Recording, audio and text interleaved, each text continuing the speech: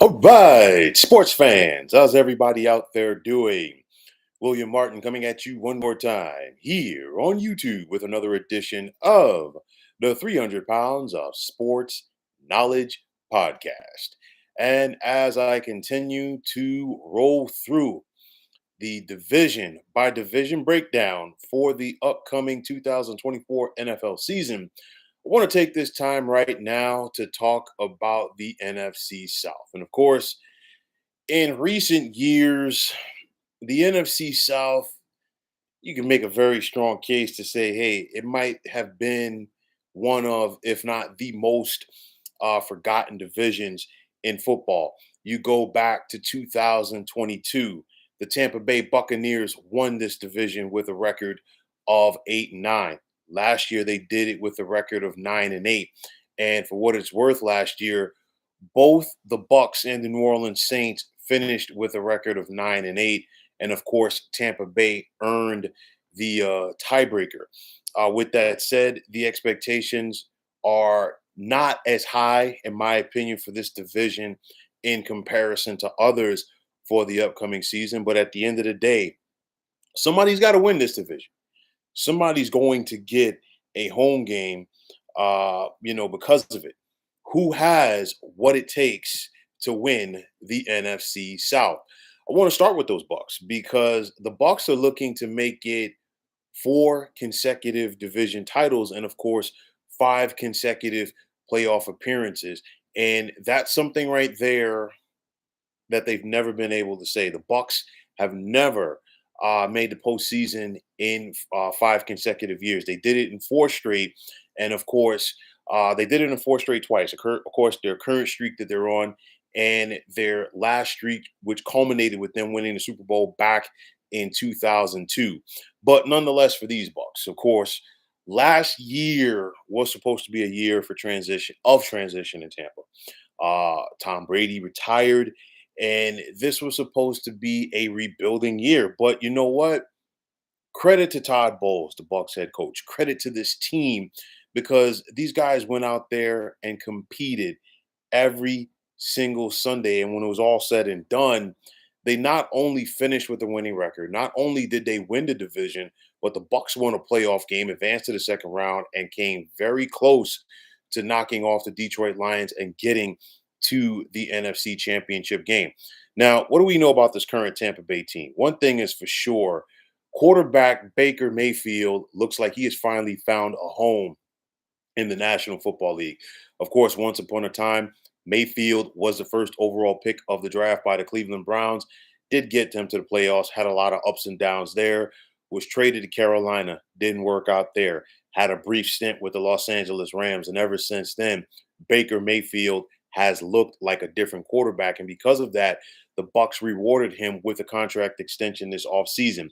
Now, the Bucks definitely have to go out there and improve their running game. It was dead last in the NFL a year ago. Rashad White was their leading rusher with just under 1,000 yards on the ground. But will Tampa be able to improve that running attack? We saw the Bucks this offseason re-sign veteran wide receiver Mike Evans. Looks like more than likely he's going to finish his career in Tampa. And you got him along with Chris Godwin, two studs at the wide receiver position. And if you're Baker Mayfield, you're talking about 6'5" Mike Evans, about 6'3", 6'4" Chris Godwin. Just throw the football up and give them an opportunity to go out there and make a play. You got some seasoning on the offensive line led by veteran offensive tackle Tristan Wirfs. And then you look at this coveted Tampa 2. You've got veterans William Golston and Vita Vea on that defensive line. And of course, when you think about the Tampa 2 going back to the days of, if you want to call it the Pittsburgh 2, the Pittsburgh Steelers of the 1970s, but nonetheless, the strength of this cover 2 continues to be right up the middle. You look at middle linebacker Levante David. You look at Antoine Winfield Jr., who was brought back this offseason as well, arguably the best safety in the National Football League. And I think his ability, as well as the rest of this defense, is going to give Tampa Bay another opportunity to win this division. Now, for the New Orleans Saints, of course, the NFC South has been underwhelming the last couple of years. And the Saints, they embody that because they have not been able to take care of their business coming down the stretch in each of the last 2 years, which is why they were watching the postseason from home. With that said, is this going to be a make or break year for head coach Dennis Allen? 16 and 18 so far as the head coach of the Saints. But for me, the biggest question that I have with the Saints, what is their identity? This team, to me, has not had an identity since Sean Payton stopped coaching them. And that's not a good thing. You brought in Derek Carr last year. Derek Carr is going to be Derek Carr. He's going to give you some good moments. He's going to give you some bad moments. Alvin Kamara, he's looking for more money. You got a strong wide receiver in Chris Olave, but will the Saints be able to consistently put it together? There's talent on this team. I mean, you think about it. Defensive end Cam Jordan, he's just 6 sacks shy of becoming the franchise's all-time leader in that category. That's a stat that's held I believe by the great Ricky Jackson. If I'm wrong, please forgive me. But nonetheless, you got Demario Davis, the Pro Bowl linebacker. You got a strong secondary with the Honey Badger as well as Marshawn Lattimore. Everything is there for the Saints. And honestly, if you watched the Saints play last year, they had games where if you never paid attention to the score, you'd have thought that New Orleans was winning, but they simply could not seal the deal. Will that change for them here in 2024? We've got to wait and see. Now, we know that the Atlanta Falcons have been doing plenty of wheeling and dealing this offseason. Uh, the last 3 years, they've gone 7-10, and clearly that was not good enough for them to win this division. And subsequently, head coach Arthur Smith was fired and replaced by Raheem Morris. Now, the Falcons clearly needed an upgrade at the quarterback position, and they upgraded in a big way. We saw them sign veteran quarterback Kirk Cousins in free agency to a 4-year deal for $180 million. And then we also saw them turn around and use a first round pick on quarterback Michael Penix Jr. So the Falcons have been in the mix, okay, in each of the last couple of years to try to win this division, but they've come up short. But now do they have the formula to finally get over the hump? One thing's for sure, Atlanta can run the football. We've seen what the combo of Bijan Robinson and Tyson Algier can do carrying the football. You've got a stud wide receiver in Drake London, who I think could be one of the go-to guys in this passing attack for quarterback Kirk Cousins, and then Pro Bowl tight end Kyle Pitts. I'll tell you like this youngster will probably, be taken off of a lot of fantasy draft boards early on because he's that talented. And of course, a pass catching tight end like Pitts is always going to be a quarterback's friend in the red zone. Atlanta has a solid offensive line with the likes of veteran tackle Jake Matthews and Pro Bowl guard Chris Lindstrom. And then you look at this defense. You already had Pro Bowl free safety Jesse Bates.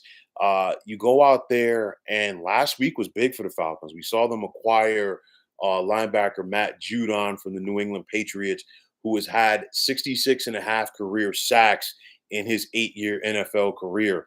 And that is something that Atlanta has been missing in quite some time. Somebody that can put pressure on the opposing quarterback. You got to go back to Vic Beasley back in 2016 to find the last time that Atlanta had themselves a double digit pass rusher in regards to sacks. And it didn't stop there. We also saw the Falcons pick up a former Pro Bowl cornerback Justin Simmons from the Denver Broncos. So you're looking at all of these moves that Atlanta made. Will it be enough for them to get to the postseason? We've got to wait and see.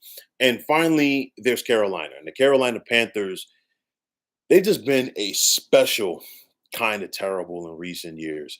Their last winning season came all the way back in 2017. And unfortunately for new majority owner David Tepper, the losing has just gotten worse and worse. I mean, 5-11 in 2019, 5-11 in 2020, 5-12 in 2021, 7-10 in 2022, and then of course 2-15 last year. The Panthers rather had the worst record in the National Football League, and they didn't even get the luxury of having the first overall pick. Why? Because it was property of the Chicago Bears due to Carolina trading up in the 2023 NFL draft to take Bryce Young first overall. We've seen so much upheaval at the head coaching position during David Tepper's time as a team owner. Of course, Frank Reich never even lasted a full season last year. He was let go, and in comes former Bucks offensive coordinator Dave Canales to try to right the ship. And of course, when you're bringing in Dave Canales, you're bringing in somebody that if you're Carolina, you're hopeful can get the most out of Bryce Young. This is what it all comes down to. The Panthers gave up a lot to get Bryce Young, so he has to be their guy. There is no ifs, ands, or buts about him. But the problem is this: Bryce Young cannot do it by himself, and there's not a lot of talent on this Carolina team. They were dead last in offense a year ago. They traded their best defensive player in the offseason, Brian Burns, to the New York Giants. And now you're starting over in a division that's not that good. I get it. But, when you don't have your first round pick and you are as bad as the Carolina Panthers are, and of course, that first round pick is first overall, that really hinders what you can try to do going forward. Because clearly, if you only won 2 ball games last year, there's not a lot of talent there. So with that said, I think it's going to be another long fall and winter in Charlotte for this team. It's one of those where the Panthers, they've been around now for nearly 30 years. And, they've had some bad years here and there. I get it. But you've never seen them down on their luck in the fashion that they currently are. And hopefully for their sake and hopefully for the sake of their fans, they could get things turned around sooner rather than later. But to me, just like it was last year, I think this is going to be a three-dog race between the Bucks, between the Falcons, and between the New Orleans Saints. And I'll tell you like this. I look at the Bucks, they're the team that I think is flying under the radar a little bit, in spite of the fact that they've won this division the last couple of years. It's one of those they have a quality system in place, and they go out there and take care of their business. The New Orleans Saints, like I said before, they simply are lacking an identity. And then the Falcons, they provide the splash, or they're providing the splash, they're providing the sizzle.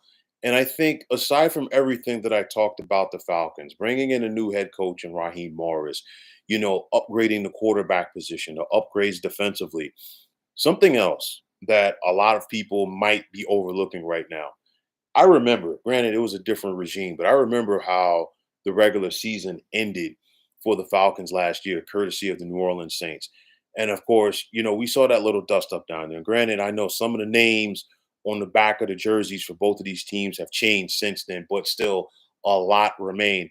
I guarantee you the Falcons did not forget about that. And I guarantee you they're going to be circling both of those contests with the Saints this season. But nonetheless, when it's all said and done, I do like the Falcons to win the NFC South here in 2024.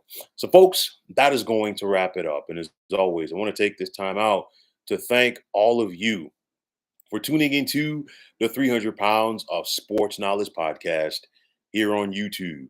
I want to take this time out to thank all of you fine folks out there for tuning in. And if you haven't already, please feel free to subscribe to this channel. Now, if you're on the X, formerly known as Twitter, please feel free to follow me at 300 Pounds of Sports. And like I always say, if you follow me, it will be my pleasure to follow you right back. There's also the sports discussion group on Facebook at the Sports Depot 365. Now you can check it out. Drop a line and be a part of one of the better sports debating sites going on social media. Also, be sure to check out the 300 Pounds of Sports Knowledge channel tomorrow, as I will be continuing and wrapping up my division by division breakdown for the upcoming NFL season. As tomorrow I will be talking all things in the AFC West. But once again, fine folks, my name is William Martin.